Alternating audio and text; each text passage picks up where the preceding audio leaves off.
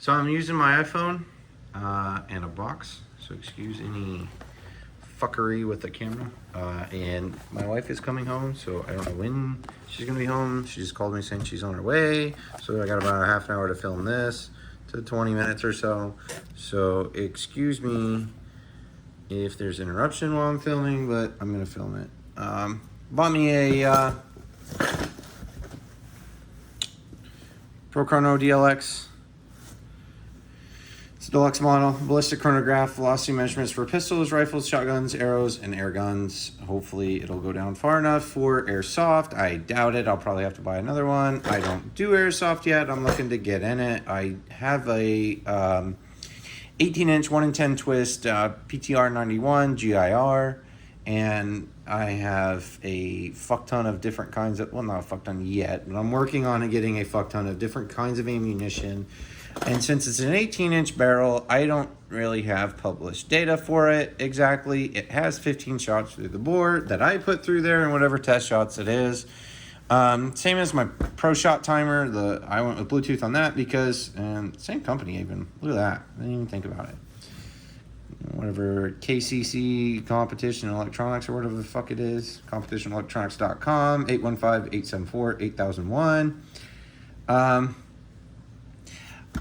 I'm not going to buy a bunch of these, hopefully, so I might as well go with the one that I have the most experience with. I had a green shooting chronograph at one time. I shot it with an 8mm Mauser. I put a fucking lead load right through the fucking display screen, and I don't feel comfortable mounting one of the magneto chronographs, and I don't really want to mess with one of the Labs Radar's Doppler chronographs. I'd rather stick with what I know because these are affordable. They also do what I need to do.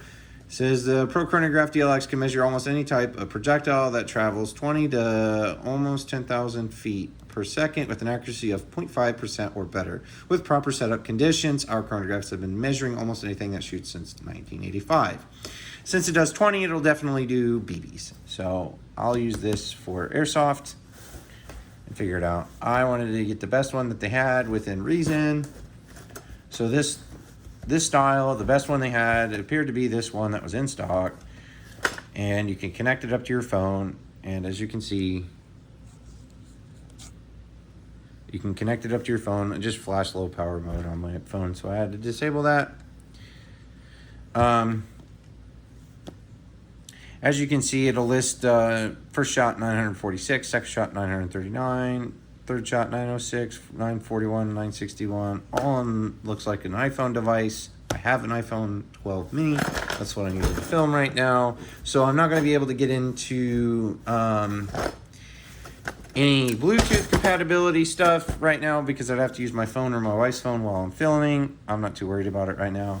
Basically, this style, I've yet to open it. I've got a 9-volt. It's over here. I'm running these Energizer Max with the money on it or whatever from Walmart. Large shooting area. The ProChrono DLX makes getting readings easy with its large sensing area. Guide wires and diffuser hoods are included. 12 inches of shooting area that supposedly it'll read from. Simple setup and operation. The chronograph can be mounted on a standard tripod or set it up on a bench. Turn on the switch and you start recording velocities. Stand 5 to 15 feet away and fire through the guide wires. The velocity will be displayed and hold until the next shot. Power down memory. It retains the data for later review from the 5-button chronograph display panel or connect wirelessly to a Bluetooth device using our free app. Okay, so let's see if I can get it out of this. There we go. Slides out of this protective sleeve. Made in the United States. I kind of highly doubt that, but hey, I don't give a fuck. Comes in this little ProChrono white box underneath. Says large shooting area, competition electronics. It's upside down. It gives it seal. If you can shoot it, the ProChrono can measure it. Simple setup and operations. The ProChrono can be mounted on a standard tripod or set it on a bench. Install the included diffuser hoods only on sunny days. Turn on the switch and you are ready to start recording velocity. Stand 5 to 15 feet away and fire through the guide wires. The velocity will be displayed and hold until next shot. Package contains ProChrono, chronograph, guide wires, diffuser hoods, operating booklet. Requires one 9-volt alkaline battery, not included. For indoor use, optional indoor lighting system, CEI 4100. Open the thing up. Oh, man. You get your manual here, built-in Bluetooth. This Bluetooth makes a lot more sense than the Bluetooth on the shot timer I just put up a video on, because this would be actually severely useful, because if you set this out 15 feet away, it would be probably be kind of difficult to actually read the display.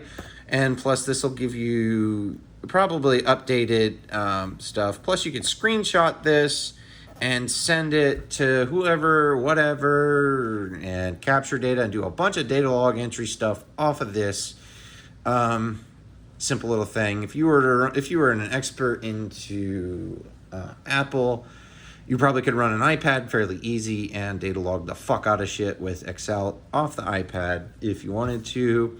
I would imagine it would connect to the Apple products easier than it would the Android products, but I don't think you'd have any issues. I just don't know if you would run like a laptop to it or not. You probably could even run a laptop to it, but you would have to figure out how to download their proprietary application probably and get it to run on there. How it works: lighting considerations, common conditions, table of contents, common conditions that may cause problems using the ProChrono with different projectile types. Battery installation, mounting the chronograph, installing the wire guides and diffuser hoods, operating the chronograph, meters per second, feet per second selection, getting started, recording projectile velocities, duplicate velocities, low battery indication, error indication, working with projectile velocities and statistics, push button controls. Bluetooth connection is on page 12. Specifications, limited warranty, accessories. How it works. The chronograph operates on the principle of measuring the time it takes for an object to travel from the first projectile sensor to the second projectile sensor. The sensors mounted internally in the case monitor light through two particular openings in the top of the case. These sensors are specially designed electromechanical devices that can detect the small changes in light intensity that occur when a projectile interrupts light rays shining into the sensor opening.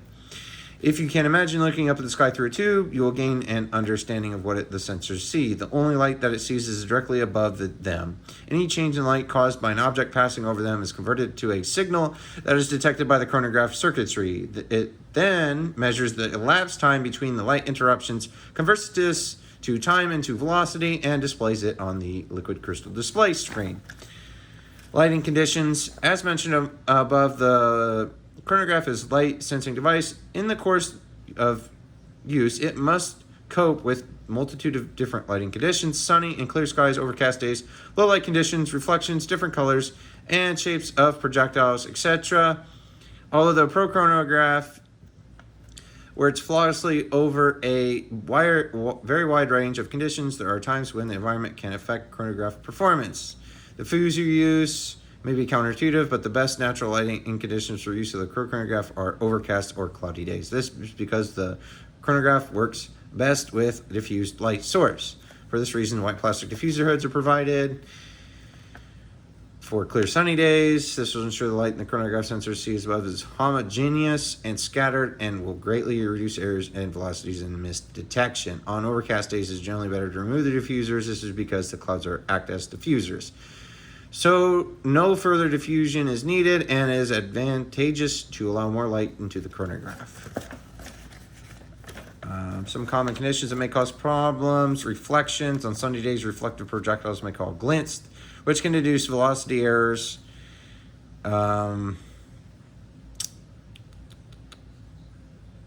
Change the position of to remedy it, you change the position of the chronograph relative to the sun. Color the bullet tip with a black permanent marker, which would probably work if you just Sharpied the whole thing. Move the chronograph to a location in the field of a shadow cast by a building or an opaque wall. Trees, you should not locate your chronograph in the shadow of a tree since the movement of leaves and branches can cause instability in the lighting environment. Sunrise and sunset.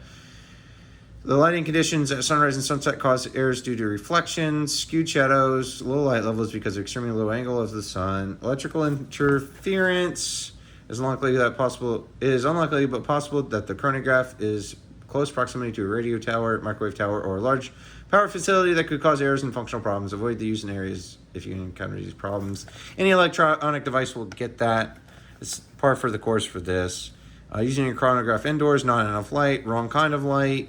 Fluorescent lamps will not work as a light source for your chronograph because although we cannot see it in the naked eye, they are pulsing many times per second, and the chronograph can detect this, which renders it useless because the cyclic rate is similar to the speed of projectiles. If you would like to use your chronograph in an area where improper lighting conditions exist, Competition Electronics offers a specially designed indoor lighting system.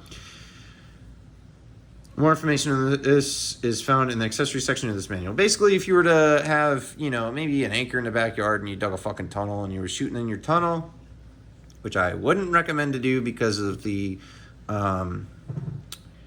ventilation, kind of silly, but I mean, you make do with what you have. If you're shooting in your tunnel and you wanted to get chronograph results, and you didn't have, if you were to shoot out in the open in that, acre that you had, you would hit fucking every kind of neighbor and be liable for it. A tunnel would be the best option. Do it in the tunnel. Do fluorescent lights. They would ask you to buy their specialty widget that the LED lights in there or whatever the fuck it is. This durable and compact lighting accessory provides optimal lighting for the indoor use or under low light conditions. 2 light bulbs, AC power adapter, and instructions. It's got a wire that comes off of it. Kind of shitty. Nobody really uses these anymore that's serious about it, that can afford a fucking thing. They mostly use the Doppler systems because they're stupid easy to set up. They're not magnetic. They don't interfere with any kind of accuracy. You set it up next to you, you fiddle with the settings, and you go about your day. But they are not cheap. And I'm not spending $20,000 in reloading equipment and bullets and stuff and being a test lab. I am just trying to see what factory ammunition, right now at least, I'm trying to see what factory ammunition goes what speed out of my 18-inch barrel reliably in Louisiana, where I'm maybe 300 feet above sea level. I want to know what is the average velocity so I could eventually get me a nice Tremor 2 reticle capable scope and know my dope. Do a dope card, be an accurate dope card, and be confident in a dope card. The only way to know that is by chronographing your rounds. This is the best chronograph that I could afford and really would honestly need to want and be familiar with. They are kind of shitty, but they're not the shittiest thing. Okay, using with different projectile types, pistols, rifles, the main consideration here is probably muzzle blast. Make sure you stand back far enough that the chronograph avoids the muzzle blast, triggering the sensors and introducing velocity areas. For pistols, the muzzle to chronograph distance should be 5 to 10 feet. For rifles, we recommend the muzzle to chronograph distance to 10 to 15 feet. If the muzzle blast is affecting your readings, move back to resolve the problem. If you're using a scope, be sure to check the bore line to scope distance and raise your aim point to accommodate this measurement. Otherwise, the projectile may hit the chronograph. That's what I did, except I didn't do it with a scope. I did it with a iron sight system. You're going to have to check your height over bore anyways. The one I had was only $100. This is, I'd have to look. I think it was about as much as that. You're basically going to earn a $200 bill, and you're going to get change back, of course, but buying this. Shotguns to chronograph shotgun loads do not install the guide wires and diffuser hoods under any type of lighting condition. That's another thing. If you're shooting with a rifle, which is what I'm intending to do, you generally want even if you don't put the hood over it, you want the guide wires in there to show you where your aiming reference is. Okay, skip shotguns. I'm not doing shotguns. Start to... They basically don't want you to hit what it's basically saying is don't go stand too far away from it or whatnot. Kind of experiment. Make sure you don't throw a wad at the device, and also spread shot farther than what you think you're going to and hit the device. Paintball guns, muzzle to chronograph distance is not a factor with paintball guns. However, the paint buildup on the end of the unit may affect its performance. See the debris shield and the accessory below in the manual. Air guns, BB guns, pellet guns, and airsoft guns. This is what is kind of important, because then I can use this for a PTR 91 or a WeTech G3 gas blowback, which I intend to get, because the same kit that I could run with my PTR 91, I could hopefully run with that WeTech. To get a kind of a feel how that does, I'm 200 miles away from Houston. Houston has Evike. A couple of soldiers that I work with, they said they went over to Evike this weekend, paid $25 for like 3 hours a game, and it's like team deathmatch with respawns. Basically, you go out there, you pow pow, kill some people, not really, but shoot some people. They shoot you, you call hit, hold your hand up, walk back to the respawn area, and then go back out. So you're just going out there. Really, it's really easy to test out kit, gear, and whatnot. Those little hoodlums that went out there last weekend, today's Monday, they went Saturday. They actually went out there in their Army issue kit just to see what it was. And they rented guns out there because, you know, they're lower rank and they don't have the money really to be buying airsoft guns as much. But I want a gas blowback because I want some kind of simulation, and the magazine size, even though those magazines are 30 rounds, I'll probably download them to like 20, 21 to make sure that they function correctly.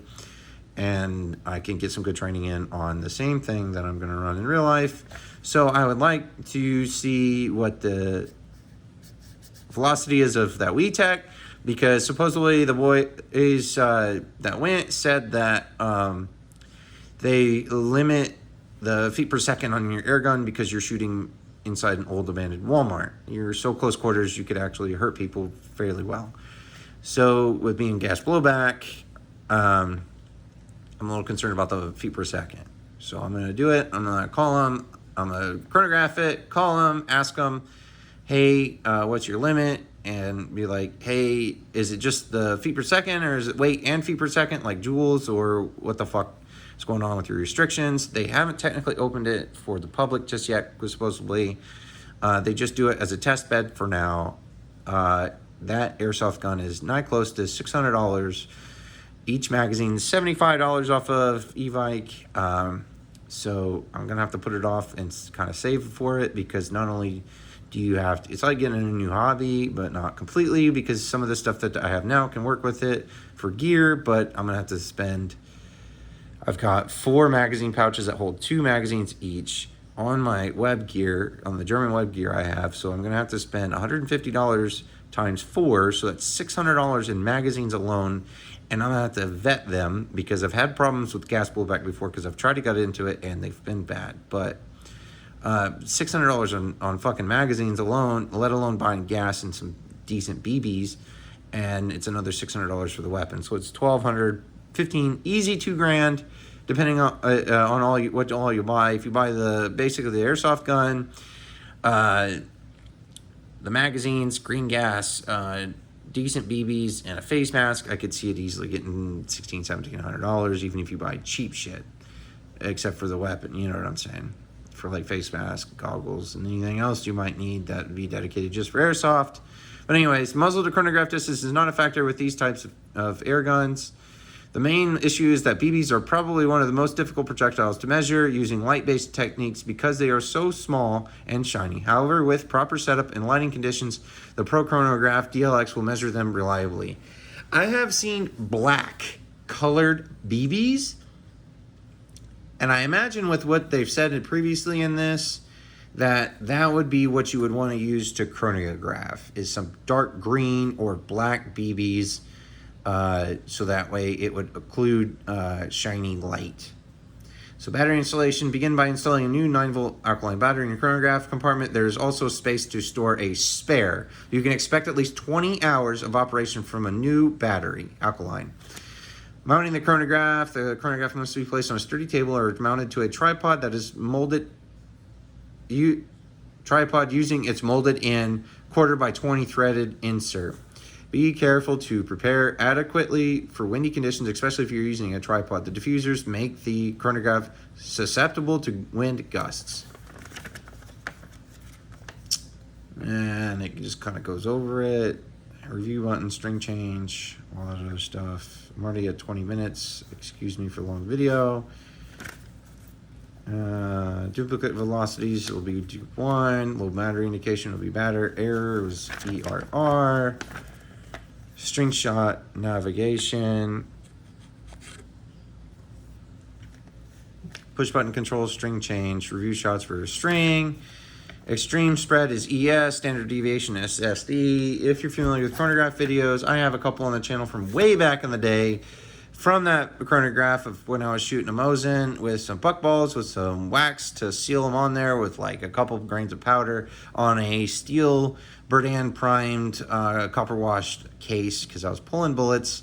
I believe they were the heavy ball rounds, and I wanted to use the cases and save the bullets for later because the bullets were valuable and not the cases or the primer. Delete shot while positioned on a velocity. It can also be deleted by pressing the delete shot button. Delete string, redisplay, Bluetooth connection. Here we go. The ProChrono DLX has built-in Bluetooth capability. The chronograph has built-in Bluetooth capability. It can be linked with modern smartphones, tablets, and computers. The Bluetooth is always active when the chronograph is turned on, and there is a green LED over the on-off switch to indicate when the ProChrono DLX is paired with a device. Okay, that's different than the Bluetooth shot timer. You don't have a choice, it's on. That's why probably it's a little bit short on the battery life compared to the shot timer.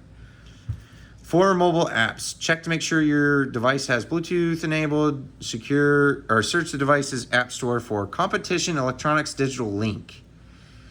Install the app, turn on the ProChrono DLX, open the app. The app will automatically pair with your chronograph and the green connect LED will be illuminated. Read and follow the on-screen tutorial. Then create a shot list to begin recording on your device. Note, asterisk, note, do not attempt to pair with a chronograph in your device settings. Pairing is only done and is only by opening the Digital Link app. Check our website at competitionelectronics.com for up-to-date information about our apps. For desktop apps, to visit our website, free downloads at competitionelectronics.com/shooting-products/digital-link-software. Windows and Mac are supported. Be sure to make sure your computer has Bluetooth capability. If it does not, you can purchase a separate USB device to make your Bluetooth capable. It's a USB dongle they're talking about. A lot of times they're white with a Bluetooth tooth on there. Symbol thing. Download and install the Digital Link desktop app on your computer. Follow the on-screen instructions to make the connection using the app. A demonstration video is capable at blah, blah, blah. Walmart. I call it Walmart because there's a bunch of fat people there, me included. Walmart has cheap $200 to $300 laptops, and I could see somebody that would be really into a cheaper test bed for a PRS rifle. Say they bought a $2,000 Elite and 6mm Creedmoor, and they bought Molly coating, and they bought a just say a Simmons 3x9, whatever the fuck, doesn't matter. Simmons 3x9, and they want to just straight up do velocity testing of factory rounds and factory ammunition and no accuracy testing. I could see you running one of those cheap little laptops only for this chronograph or other shooting accessories like Johnny's Reloading Bench. I think that's his YouTube channel name. He runs like a target recaller that records groups at the target and as well group sizes. So individual shots will be added and accumulated. Here is, and sorry for the sideways, the specifications. Accuracy, 0.5% velocity or better. There's the life. So, yeah, do that. And then this is the actual device. Pull it out. Comes with that. Pretty long lead. Stick a battery in here, stick a spare in here. On-off switch. Connect. 3 displays, string change review. Pretty nice looking, honestly. Better be. The back is just a solid back, and then your pokers. And way down in there is your sensors, and it's kind of shiny. Goes with that. Comes with just dowel rods. They're solid. They're probably aluminum. There are 4 of them. They're pretty tall. About the length of the actual device. Actually is the length of the device. Pretty some fat occlusion devices. They pretty bendy. They're not stiff. They're pretty pliable. Injection molded. As you can tell there. That's about it. That comes in the box. I'm not going to set up the things because we're indoors and I'm not shooting through it. I will get, and you can, kind of a cheap appearing tripod thing. I imagine since it's 1/4x20, you could get actual 1/4x20 words, 1/4x20 like bolt, and actually come up with your own mounting system. That's not a tripod if you don't want to run the specific tripod. If you want to run like a jacked up bolt like this on an actual stand up bench type stool type thing, if you wanted to run something custom and make something custom, since you know the thread pitch of that, but it is brass. It looks like, appears to be brass that's broached on the outside and pushed into the plastic. If you wanted to run some kind of custom setup, it looks, since you know of it, you could build whatever you needed to with whatever hardware. Let's plug the battery in and see what the fucking display says here. It's upside down because reasons.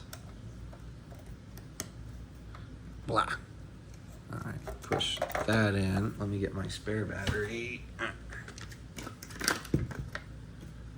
I'm gonna stick the spare battery in like this. Probably not a good thing to store batteries plugged in. It probably does take a little bit of juice just to keep it in. Most devices do.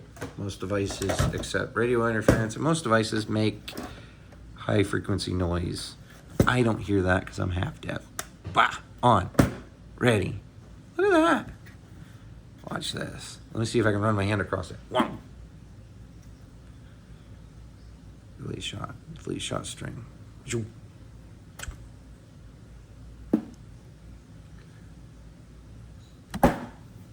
No, it's not reading.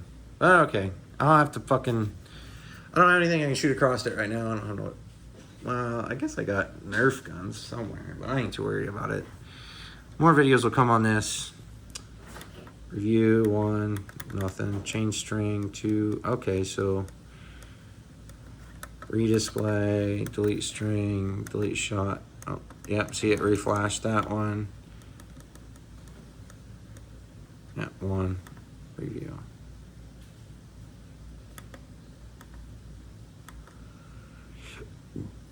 And then oh, okay, that's a little jank. Watch out for this.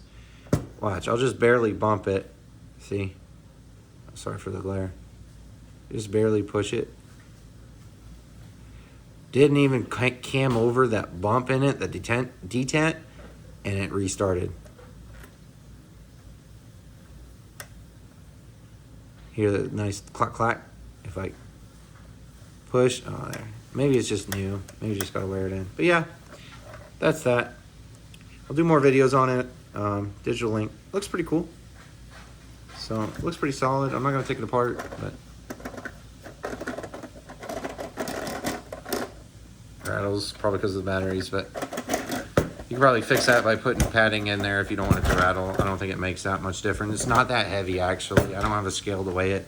So something you might want to do is, like on the middle here, put like tape like a box or glue a box on here with double-sided sticky tape and put a weight on top of here so it holds it steady so it doesn't blow over as much if you're going to just set it down. I'll probably end up doing that.